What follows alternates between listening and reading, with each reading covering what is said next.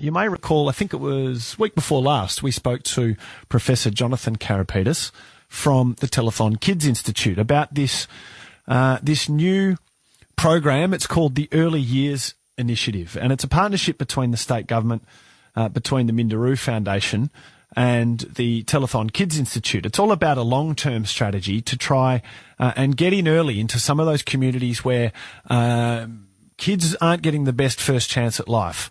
They don't have as good educational outcomes. They don't have as good health outcomes, mental health outcomes. And so this initiative is basically trying to get in there at the ground level and see what can be done to support families to help those kids get a good chance in life. Now, the Early Years Initiative have brought my next guest out to Australia from the UK, where he has been involved in similar early intervention programs. What are some of the lessons we can learn, I wonder? Andrew Morris is the Director of Ratio Research. Andrew, good morning. Good morning, Gareth. Thanks for your time today. No problem. Early intervention, it's a phrase that we almost hear a lot of, but what does it actually mean? Well, what early intervention means is supporting families and communities at the earliest stage possible to help prevent and protect worse things happening down the stream. Why is it important, and why is it a preferred approach to other approaches? Well, I like to think it's never too early, but it's also never too late. And what we know about early intervention and prevention is that it makes good scientific sense. What the science tells us is it makes good scientific sense to support families and to support communities in the earliest stages of life. It also makes good economic sense in terms of what we know about the economic return of investment in the early years, but it also makes good common sense to help prevent and some of these problems that can happen early in life by giving kids the very best start in life and helping parents to give their kids the very best start in life, which then helps them as they go into school, go on to further education, and indeed go on to employment. And we know that these very first few years of life are extremely formative and predictive of future health, education and well-being. And that's why the Telethon Kids Institute here, the Minderoo Foundation, the state government are looking to invest over a long term to try some approaches that might change how outcomes work for some of these kids. Yeah, it's basically, as we learned the other week, it's about a $50 million investment, and it's over 10 years, which, as Jonathan Karapetis explained to it, is one of the critical elements to this. The fact that it is a long-run, long-range commitment does help you. It really does. It really does, Gareth. And we did something similar in the UK over 10 years. And what 10 years does, it enables people to think for the long term, to plan for the long term, to think strategically, to move out of election cycles, to move out of budget cycles, and really to think hard and plan. And these things take time, Gareth. There are no quick fixes. And the fact that they are invested for the long term, thinking about the long term, is a great idea. When you talk about supporting parents, just give me some examples of what that actually looks like and what it means.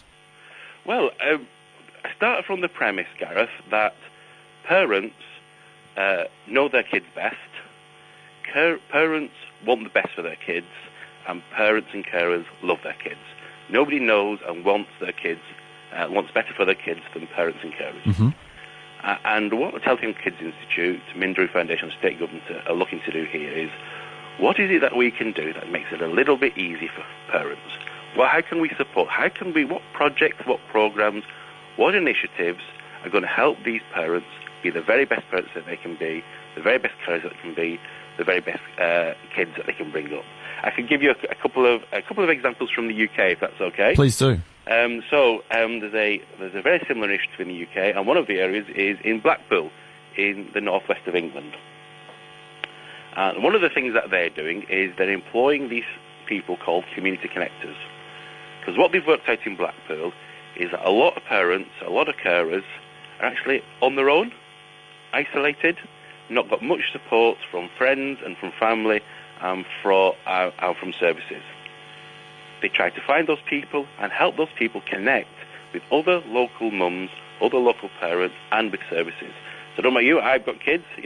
When our kids were growing up, when I was having trouble with them, when they were trouble feeding, trouble getting to sleep, trouble crying, who do you turn to for your first level of support? It's other parents. Yeah. Your friends, your families. And by building up that ability for parents to support one another and to look together and build up that kind of social network, that social support, and I think that's what the Telethon Kids Institute are going to do. They're going to bring the very best data, the very best science, with a little bit of money, with time, with parents, with system leaders here in Western Australia to try and support those parents to be the best they can be. It's interesting, Andrew. People have made the observation before that you need a licence to drive a car, but you don't need a licence to have kids. You don't study a degree. You don't get a qualification. And it is self-evident and obvious that different parents start from different levels of knowledge, of support, of ability. Is it about trying to provide some of that information? Arm parents who start from further back with a few tools in their toolkit. I think that's part of it, Gareth. But I think it's also about building up that collective knowledge in the community, not just with parents, but at the community level. So there's an old cliche: it takes a village to raise a child. Yeah. It's a cliche, but there's some truth in it. So it's about a community-wide approach to helping children to be the best they can, and of course, learning some of the science and the about what works and what doesn't work in the early years is part of that response, but it's only part of the response. And we learn as we go. Parents make mistakes. I made mistakes as a parent. I continue to make mistakes as a parent. But tapping into that intrinsic motivation of parents who want the very best for their kids is a great place to start. It certainly is. We appreciate you sharing some of the benefit of your UK experience, and we hope that that similar outcomes can be achieved here in the West. Andrew Morris, appreciate your time this morning. Thank you very much, Gareth. Thank you.